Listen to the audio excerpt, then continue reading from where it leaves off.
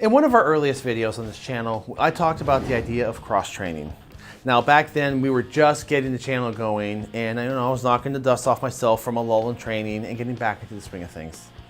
I've studied American Kempo Karate for more than half my life and I wanted to venture out and try something new, so I joined a dojo that teaches Judo and Combat Jiu-Jitsu. It has been a great experience and I've had some wonderful conversations with many of you regarding this topic, and I thought this would be a good time to revisit the idea of cross-training and address some of the pros and cons that have come up.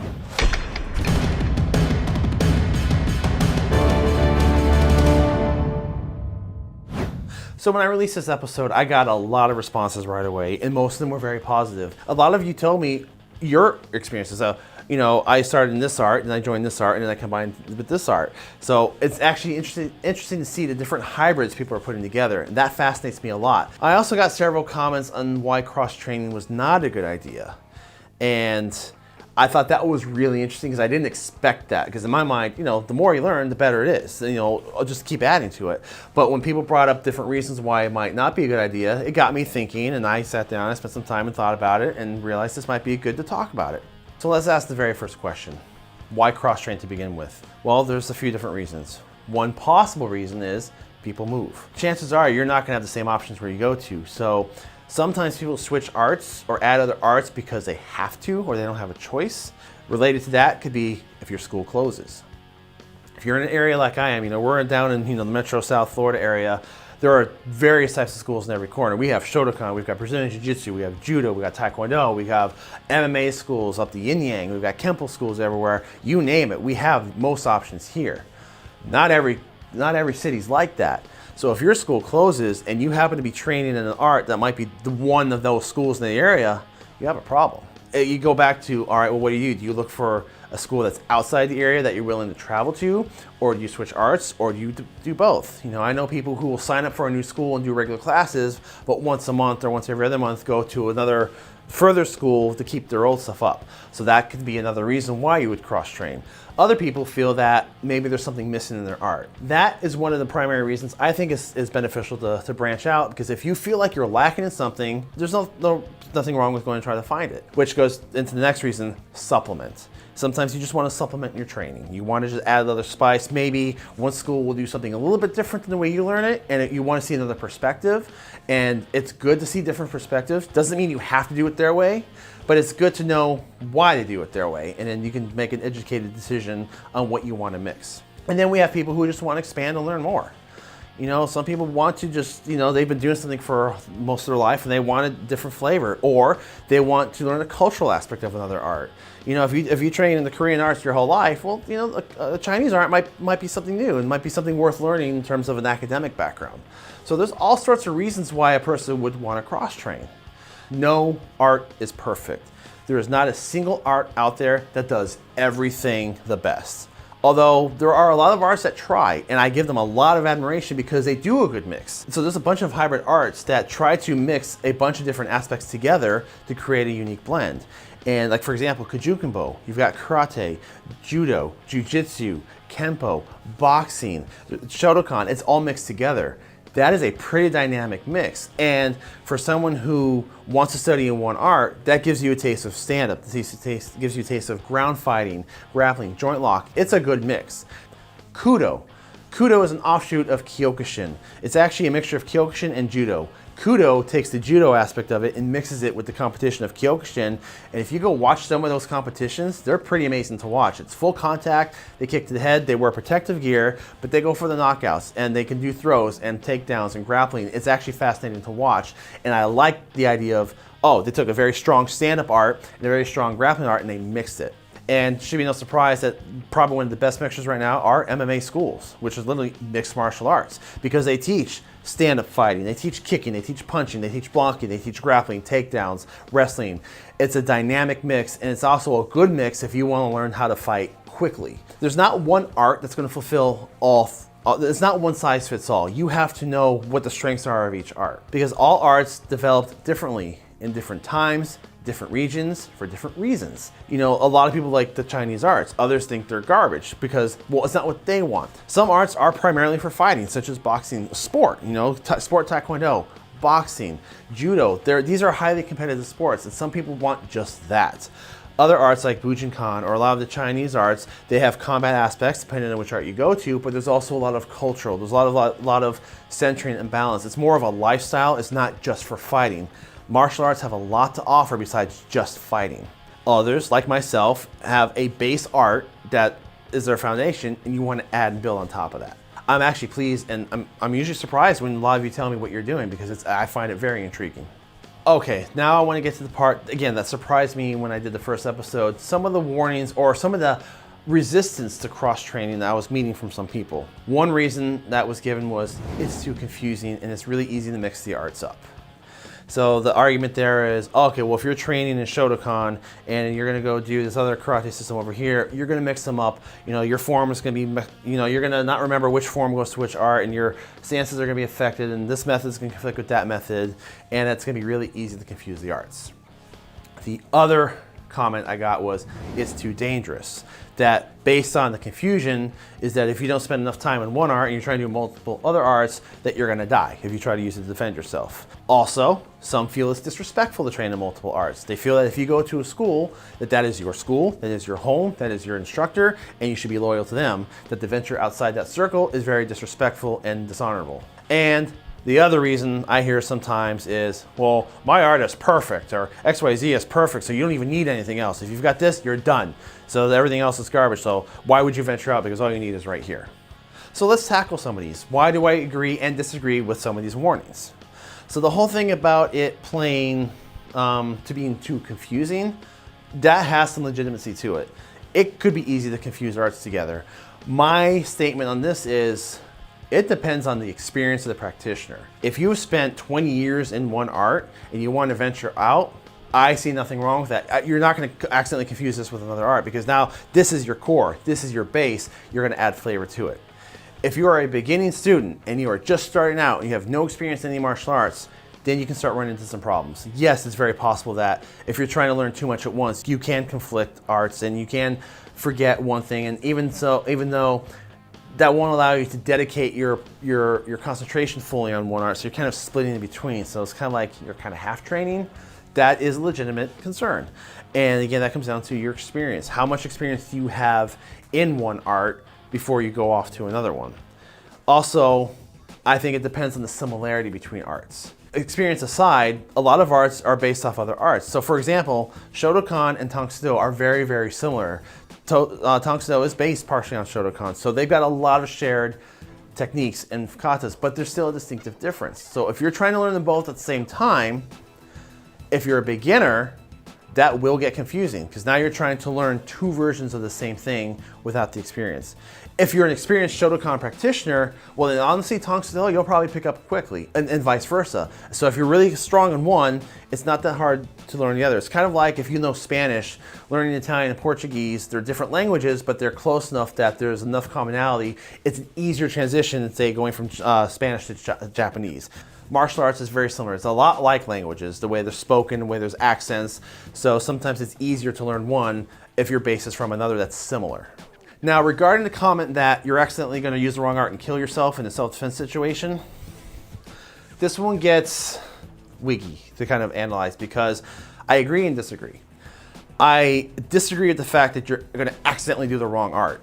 If you've got experience and you've been training and you're confident in your skills and you train in karate and you train in Brazilian Jiu-Jitsu, you're not going to accidentally do one technique over another. If you respond to a situation without thinking about it, then you've done something right, whether you use one art or the other. If something happens and you are attacked and you can just instinctively react and defend yourself, then bravo, good job. But I don't think you're going to suddenly make a mistake of accidentally doing the wrong technique when you should have done this and get yourself injured, unless you have very little experience and you're trying to do too much and you're not getting the full benefits of each system. Or that can also happen if you're just training in one art. If you just started karate a week ago, don't expect it to work for you right away. You've got to put time into it. Same thing with Chinese arts, even Brazilian Jiu-Jitsu. Just because you take a week worth of classes, you're not going to be fighting somebody off that well. It takes time to learn. So I think the danger is more of trying to use material you're not familiar with versus just because it's a different system. So again, back to experience and back to the individual practitioner. As far as training with other arts being disrespectful, It depends on your art. If you're into Chinese arts and you're trained under a Shifu, it is considered disrespectful to go to another Shifu, especially without permission, especially even the same art. In America, if you're training at a Shotokan dojo and you want to go try Brazilian Jiu-Jitsu, there's really usually nothing wrong with that. And I have met instructors who have a problem with that, but it's for other reasons. I think it's more like that they just don't want their students going anywhere else. But as far as if you are concerned that it's going to be disrespectful to your school, talk to your instructor. See, just talk to them, see what their limits are, if they're okay with it. When I taught at this children's school, it was a Kempo school, we did have an assistant instructor who came to help out, but he was from a different art altogether. I don't even remember, it was a hybrid art, but it wasn't Kempo. And he was coming to help out and work with the kids. And he wasn't teaching them anything from the other school. He was teaching Kempo. When his instructor found out that he was helping out, he got really mad. He goes, look, it's either your school or it's either that school or my school. You can't teach over there if you're gonna train over here. It didn't matter, it was a different art. So he ended up leaving, going back to his school. But this is where it comes down to check with your instructor, check with the etiquette of your dojo. It might not be a big deal, or it might be something that's part of the culture. So that's something you need to know ahead of time before you do it. Now they go back and touch on the, oh, art XYZ is perfect. If you train this, you don't need anything else. Okay, look, sorry, no. No art is perfect. Unless it's a Meridote, of course, then there's no touching that one. But that one aside, no art is perfect. And if someone's trying to tell you that you can't cross-train anywhere else because you got everything you need to know right here, it's a bit of a red flag, because I'm sorry, you can't have one art excel in every single aspect. It might have a blend, it might have a decent balance, but it's not going to be the top end of each aspect. Now, I did find this interesting. Since I had a lot of pros and cons in the comments, everybody who was for cross-training, they gave me examples of what they love, how things worked for them, experiments that they tried, like, okay, I didn't like this art, but I went over here and it worked much better. I got a lot of experiences as examples. For the people who commented on why they didn't like cross-training, I didn't get any experiences. It was all about, oh, warnings and problems, but not one person said, oh, I didn't like cross-training because I tried this and this happened, or because I did this and that happened. So what was interesting was the people who were against it seemed to have more worry and concerns rather than specific examples as to why it was bad. Either they felt it was bad because of the confusion, that they felt that their students would confuse another art with another art, or it could be for business reasons. You know, I have met people who did not allow their students to cross-train because they were afraid they were going to lose their students if they found something better. That does happen. I have seen it. A lot of these warnings I feel can be, and I'm not, if you have concerns, I'm not saying this applies to you. I'm just saying what I've encountered, and a lot of the arguments I got is it seems that there's a lot of concern based on the confusion or for business reasons. And I also got the same thing from the McDojo video. I actually had a very irate viewer get really nasty to the point where he had to be blocked, that he got extremely angry that I made a video about warning signs of a dojo. He was screaming at me that, how dare you mess with another person's business? You know, this is their livelihood. How dare you tell them, you know, how dare you tell people what to look for in a school? And I kept saying, well, look, yeah, it's their livelihood, but they are teaching a skill. They are teaching something that someone expects to use to defend themselves. If it is not good, if they are getting a poor product, that puts them at risk. So like, you could be a doctor, and if you're running a poor practice, your patients are at risk. So yes, as a patient, you have the right to scrutinize and determine what a quality school is. And he got extremely angry. And basically, my bottom line is, if you are really upset that there's videos like the McDojo video that point out and give advice on how to look for a good school, or scrutinize the school, look for warning signs, or if you're so much against cross-training because you don't want people to go out and leave your school and look somewhere else, then the problem might not be the videos. There could be other things to look at. All right, and on to the question people asked for recommendations of which arts should they pick to cross-train in. Again, and I've said this many times, it depends on your reason. You need to define why you want to train. Are you looking for health benefits? Are you looking for rehab? Are you looking to be a competitive fighter? Do you want self-defense? Are you looking for culture? That makes a big difference on what you choose. When it comes to martial arts, you've got different aspects, and I kind of say you can break it down to a bunch of different subgroups. You've got striking arts, which is punches and kicks. You can kind of separate them. Some arts are better for punches, some are for kicks, some do both. You have stand-up grappling. You've got ground fighting. You have weapons defense, and you have weapons training. So an art like Krav Maga might teach you a bunch of defenses against knives and guns, but then you've got Kendo and the Eskrima that actually teach you how to use the weapons in combat methods. So there's a lot of different things to look at there. So what aspect are you looking for? Do you want to learn striking art? Or do you already have experience in striking and you want to learn grappling? Or Or do you already have, say maybe you do MMA and you already have a good stand-up game, you got a good ground fighting game, but maybe you want to learn bow staff. So I guess my overall general advice here is try to find arts that are complementary to each other. So if you've been trained in an art for a while, take some time and look at what you feel it lacks in. Don't just assume, oh, this is the best of everything because this is what I chose. Every art has a weakness. Try to find it. And again, this goes back to the experience. If you're brand new, it might take you a while to find out what those weaknesses are or what the strengths are. So spend some time in your art to really learn it and get a feel of it. And then you'll start to, over time, you'll start to realize if there's more that you want to learn, kind of hints in which direction to go to. If you are a beginner and you really want to cross-train, I still recommend find a core art and make that your base. Just spend time, don't overdo it. Learn how the martial arts work, get a routine, get a feel for a dojo, work with people, do it for a while, even if it's a few years. Get a good foundation that's just going to give you a much better platform to work with when you start mixing other stuff in, because when you start mixing different ideas, yes, it can get confusing. So give yourself a good base to work with. But if you are beginning and you definitely want to try multiple arts, then I do recommend try to do 2 different arts. So pretty different. So if you're fresh off the street and you've never done the class before, don't sign up for Shotokan and then go over down the street and sign up for Tang Sudo. They're too close. You will get confused. But if you want to do boxing and learn ground fighting, okay, at least they're different enough that you're not going to actually accidentally go into like an armbar when you're doing boxing. So that's at least different enough where the confusion level's not there, but I do recommend getting some experience before you try to mix too much too soon.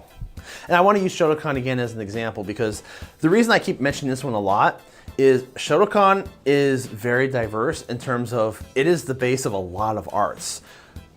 It's one of the 4 main styles of karate, and Shotokan is very, very popular, especially in Japan and the United States, and you can find it in a lot of different places, but a lot of arts are based on it, such as Tang Sudo is based on it. Kyokushin is based on Goju-ryu and Shotokan, so you find a lot of Shotokan influences in a lot of other arts. Wado-ryu is a branch off of Shotokan.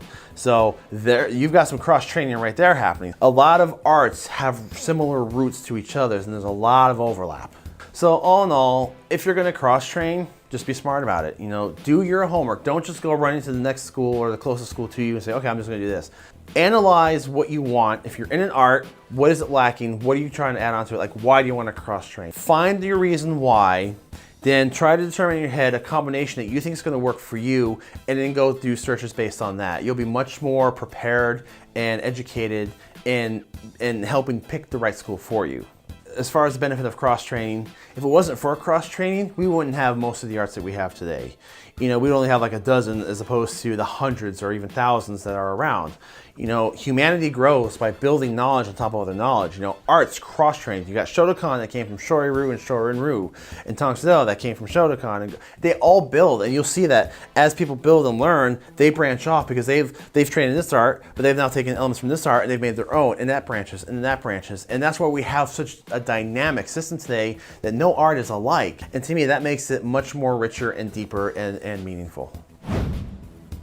So thank you so much for watching. You know, as before, I definitely want to open this up to conversation. So please tell me what you think about your cross-training, or if you want to cross-train, or if you have other pitfalls and warnings or why you don't like cross-training. I want to hear it all. So please, comment below. Let's get a discussion going. Also, please like, subscribe, and don't forget to check out our Patreon. We're trying to add a lot of elements of interaction for our Patreon. So we have exclusive benefits over there. We got bonus videos. We're gonna have goals that we're trying to meet, but also too, people who communicate to us through Patreon, we kind of hear, it's filtered and we see it earlier. So that's stuff that we can implement more. So please be heard, join us, be part of our family, and join our community. And thank you so much for your support, and we'll see you next time.